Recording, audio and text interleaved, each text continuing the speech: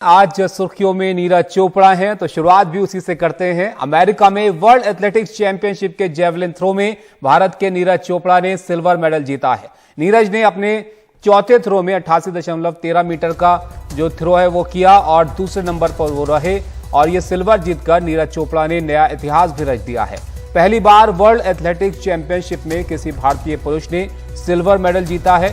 इससे पहले आपको बताएं, अंजू बॉबी जॉर्ज ने 2003 में ब्रॉन्ज मेडल जो है वो जीता था और आज के मुकाबले में नीरज के 3 थ्रो फाउल भी रहे, लेकिन उन्होंने अपने चौथे थ्रो से इतिहास यहां पर रच दिया। इस मुकाबले में वर्ल्ड नंबर 1 एंडरसन पीटर्स ने 90.46 मीटर का भाला फेंका और गोल्ड मेडल उनके नाम रहा। वहीं इस फाइनल में भारत के रोहित यादव 10वें नंबर पर रहे। 2 भारतीय इस फाइनल मुकाबले में खेल रहे थे और रोहित यादव 10वें नंबर पर रहे। उन्होंने 78.72 मीटर का थ्रो जो है वो किया।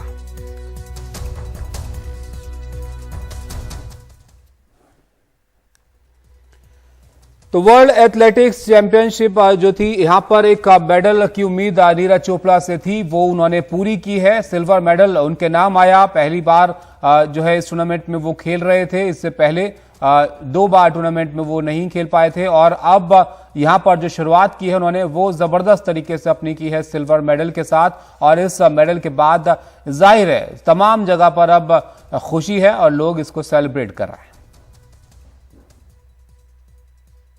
कैसा लगा गांव का लड़का दोबारा? बहुत बढ़िया लग गया, बहुत अच्छा लग गया। अभी हमने बहुत खुश परिवार में सारे गांव का। लेकिन एक बार फिर उसने नाम रोशन कराया गांव का। बिल्कुल बढ़िया। सारा हमारा बच्चा नहीं, सब देश का बच्चा, सबसे बड़ा हमने यही है। खुश भी सारे देश का बच्चा है, अभी मारा नहीं बच्चा। गांव वाले आपके अब जो आएगा तो क्या स्वागत कीजिए? तो बढ़िया करेंगे, सारी चीज करवाएंगे अपने बेटे को। जो खुश थे हम, और भी खुश हो गए।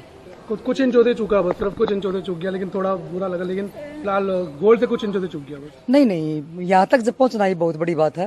हम सब के लिए, आपके लिए, हम सब के लिए। और आगे गोल्ड आएगा और पहले भी गोल्ड आया था। ये हमारे लिए बहुत खुशी की बात है। वहाँ तक पहुंचना ही बहुत। आंटी, बेटे ने फिर नाम रोशन कर दिया आपके, कैसा लग रहा है? अब बहुत अच्छा लग रहा है जी। और सिल्वर आया, खुशी उतनी है ना? इतनी खुशी है जी जितनी पहले थी। और पिछली बार जब वो आया था गोल्ड जीत गया, आपने तो भाटी चूरमा मनाया था। इस बार कैसे स्वागत होगा? क्योंकि फिलहाल तो लंदन जाएगा, एक बार आएगा। अब भी चूरमा बनावांगे जी। इस बार आपको कैसा विश्वास है उसमें पूरा? चलो देखा, अपने कहता मेहनत तो देखा सभी कर रहे हैं, वो परमात्मा करने वाला, लेकिन इनका उसकी मेहनत पूरी होगी। तो आपने देखा यहाँ पर परिवार है वो भी खुश है और तमाम लोग खुश हैं इस बात से कि एक और मेडल जो है यहाँ पर नीरज लेकर आए हैं। कृष्णा पुनिया जी हमारे साथ हैं, कॉमनवेल्थ डिस्कस चैंपियन आप हैं। और कृष्णा जी, एक ऐसा टूर्नामेंट जहां पर जो है उम्मीद की जा रही थी कि शुरुआत जो है अपनी नीरज अच्छी करेंगे और जबरदस्त शुरुआत उन्होंने की है सिल्वर मेडल के साथ। तो अविश कहना चाहूंगी कि बहुत शानदार, सबसे पहले मैं सभी को मैं बधाई देती हूँ। और मैं ये कहना चाहूंगी कि अपने इंडिया में एक कहावत है कि पूत के पांव पालने में ही दिख जाते हैं। और जब मैं खुद इंडिया कैंप में रह के ट्रेनिंग करती थी, उस समय नीरज ने कैंप ज्वाइन किया था और उसको हमने काफी बार अकेले ऐसे मेहनत करते हुए एक जुनून के साथ देखा था। और वो जुनून आज एक रिजल्ट के रूप में आप वो टोक्यो ओलंपिक हो और चाहे, तो ये एक बड़ा इतिहास उन्होंने लिखने का काम किया है। और ये उन्होंने अंडर 20 वर्ल्ड चैंपियनशिप जब वो खेले थे, एक रिकॉर्ड जीत के साथ उन्होंने वो चैंपियन बने थे। तो हर वो मार्क उसने छूने की कोशिश की है जिससे इंडिया को आस थी। और आज एक अनदर हमें जो प्राउड मोमेंट नीरज ने उपलब्ध कराई है, सभी देशवासियों को मैं बधाई देती हूँ।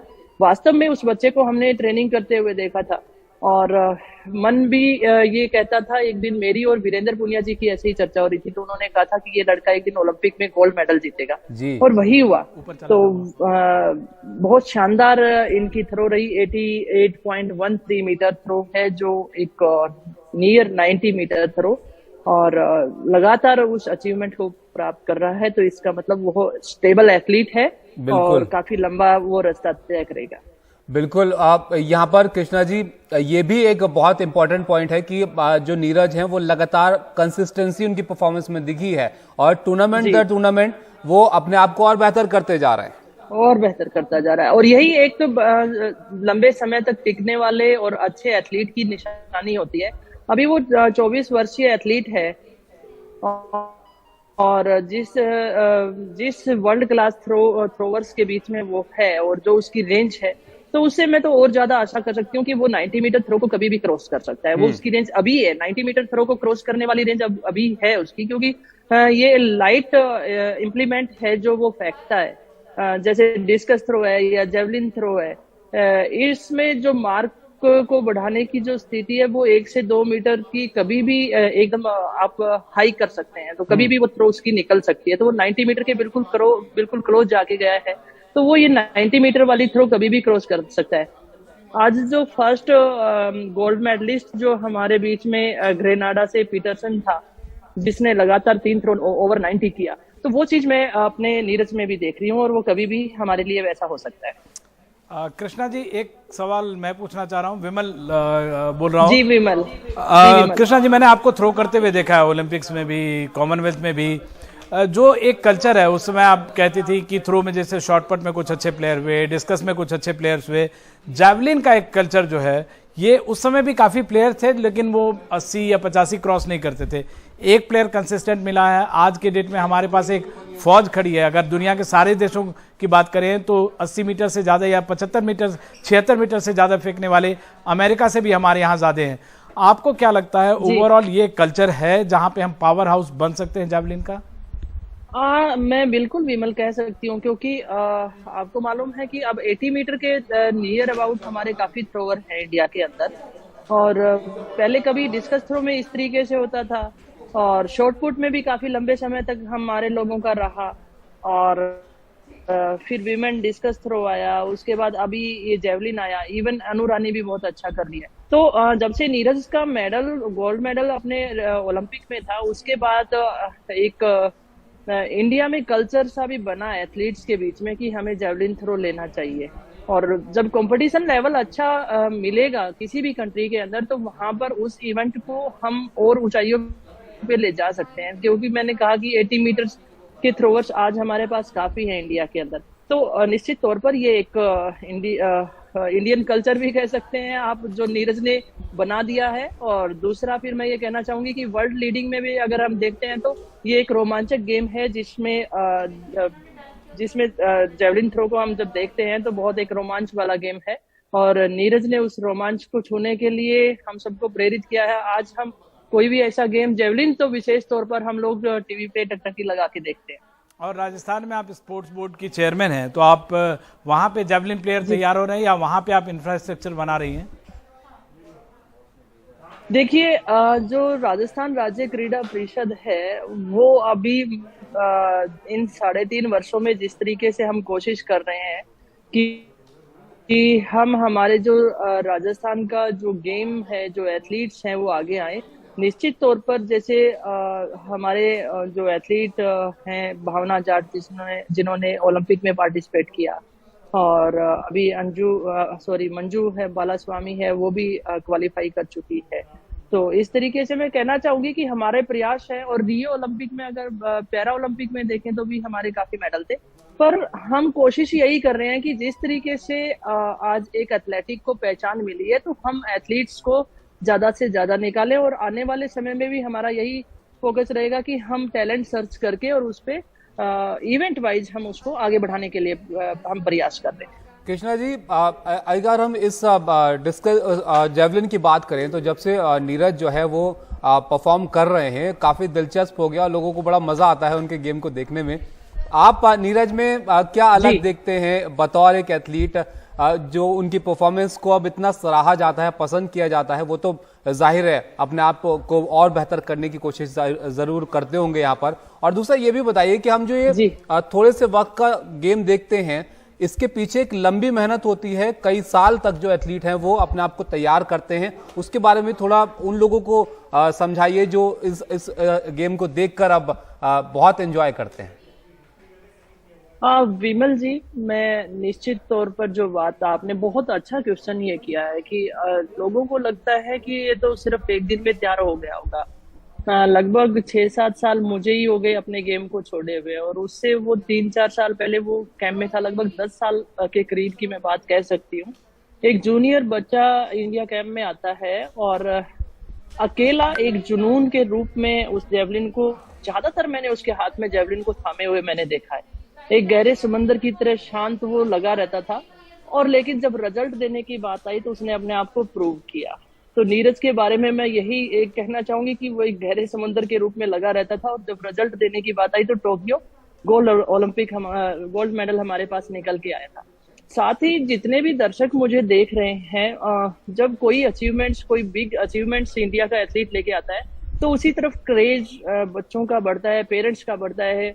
बहुत सारे पेरेंट्स ने सोचा होगा कि हमारा भी बच्चा नीरज की तरह बने, लेकिन उसके पीछे पेशेंस है, डेडिकेशन है, ईमानदारी से मेहनत है, और इस बच्चे ने पता नहीं कितनी वो चीजों को पीछे छोड़ा होगा, फैमिली फंक्शंस को छोड़ा होगा, और ऐसी गेट टुगेदर उसने अपना बनाया था कि मुझे कुछ बनना है, अपने देश के लिए कुछ करना है। तो सभी दर्शकों से कहना चाहूंगी कि एथलीट तैयार एक दिन में नहीं होता है, उसके पीछे उसकी फैमिली, उसके कोचेज, उसकी पूरी टीम, सबका एक अपनी अहम रोल होता है, इवन चाहे वो ग्राउंड मैन भी क्यों ना हो। और एक डेडिकेशन के साथ एक एथलीट जब लगता है तो निश्चित तौर पर नीरज जैसे एथलीट उभर कर आएंगे, और हमारे देश में टैलेंट की कमी नहीं है। तो कोशिश हमारी ये है कि हमारे जो बच्चे हैं वो ग्राउंड तक पहुंचे। बिल्कुल। कृष्णा जी, हमारा इतना टफ कंपटीशन है, लेकिन एथलेट जी, जो आपने कहा बहुत अच्छा सवाल, वो दरअसल ताबिश ने पूछा था। मैं एक बस आखिरी सवाल, छोटा सा एक जवाब चाहूंगा कि नीरज में क्या अलग है और फिर क्या ऐसा कॉमन है जिससे कह सकते हैं कि कोई भी दूसरा, जैसे नीरज आए हैं, अब 4-5 बच्चे हैं, डीपी मनु हैं, यश हैं, रोहित हैं, ये सब 80 मीटर से ज्यादा फेंकने लगे हैं। तो नीरज में आप एज अ एथलीट जब आपने उनको देखा है, क्या अलग है और क्या कॉमन है जिसकी वजह से आपको लगता है इंडिया पावर हाउस बन सकता है जैवलिन का? नीरज में जो सबसे अच्छी चीज मैंने देखी वो अपने गेम के प्रति जितना डेडिकेशन और गंभीरता उसमें है, और दूसरा इतना बड़ा एथलीट बनने के बाद एक जो डाउन टू अर्थ वाली उसको जो फीलिंग है वो अभी तक उसमें आई है। उसमें स्टारडम अपने ऊपर नहीं सवार होने दिया है, और यही उसकी खासियत है कि वो और आगे जाएगा। बिल्कुल, ये बहुत बड़ी बात होती है। और जो सबसे अहम बात है कृष्णा जी, आप भी देखिए, हम लोगों ने भी देखा है कि मेहनत और फोकस जो है, बहुत मोटे थे वो और उस समय मतलब ऐसे ही गेम में आए, लेकिन जब से फोकस आया है और इतना ज़्यादा फोकस है, वो अपनी ट्रेनिंग पे इतना ज़्यादा जोर है, कमर्शियल से जो जितने तरह का जो अदर डिस्ट्रैक्शन है इंडिया में, उससे बचने के लिए वो बाहर तैयारी करते हैं, और वो एक नतीजा लेके आया है। उम्मीद करते हैं कि और भी नीरज भारत में अगले 8, 10, 12, 15 साल में पैदा होंगे और बहुत सारे मेडल्स आएंगे। ताबिश जी बिल्कुल विमल जी, और जाहिर है जैसे कि कृष्णा जी भी यहाँ पर बता रही थी, अब जो परफॉर्मेंस है नीरज की वो अब बहुत लोगों को प्रभावित करते हैं, और लोग जिस उम्मीद से उनकी तरफ देखते हैं जाहिर है वो भी उसको महसूस करते हैं, और ज़्यादा बेहतर करने की कोशिश हर बार उनकी परफॉर्मेंस में देखने को मिलती है। उम्मीद करते हैं आगे और अचीवमेंट्स वो हासिल करेंगे। आज भी एक बड़ा दिन है, यहाँ पर सिल्वर मेडल जो है नीरज लेकर आए हैं। बहुत शुक्रिया आप लोगों का कृष्णा जी हमारे साथ जुड़ने के लिए, और विमल जी यहाँ पर शामिल होने के लिए।